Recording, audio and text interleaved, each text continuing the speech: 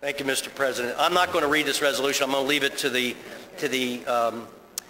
strong and independent and successful women in this body to read it. But I just want to say that I think this particular piece of legislation, which was passed back in the early 70s, is one of the most important pieces of legislation the United States government ever did. Because what it did was it gave young women the opportunity to compete in athletics, to acquire scholarships, to change their lives, to stabilize their lives, and to be strong, independent, successful women of strength. And I think that without this Title IX legislation, a lot of these women would have never had the opportunity to do that. And I think that we need to press every day for more women's athletic programs so that we can have our young women have that independence and strength. Before we start the resolution, I want to just introduce Deirdre Kane. She's beginning her 26th season as head coach of Westchester University's women's basketball program. And during her 25-year career at Westchester, she has had 18 winning seasons.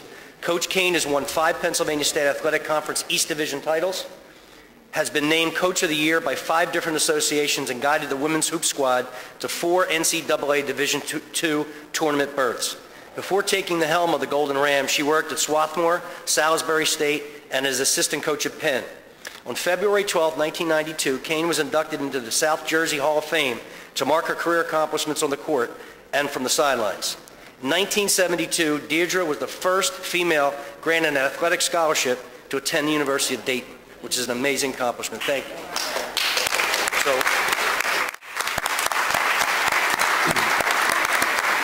Chair recognizes Coach Kane.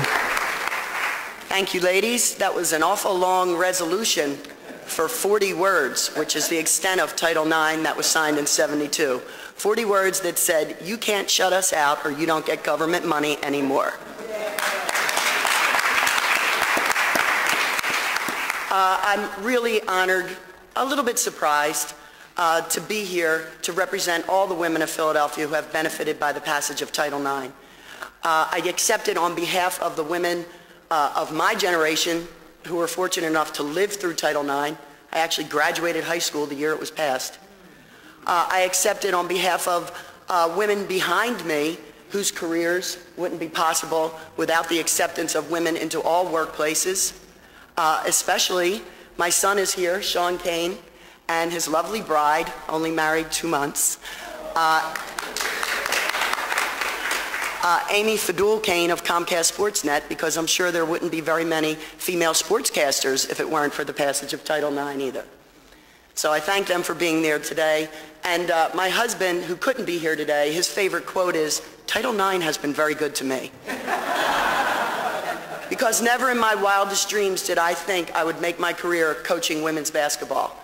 And I need to thank the city of Philadelphia, who I think was forward-thinking back then when I learned to swim at a public pool at 4th and Shunk, because they had girls' days where we could go in and learn to swim, Monday, Wednesday, Friday, Sunday 1 to 3.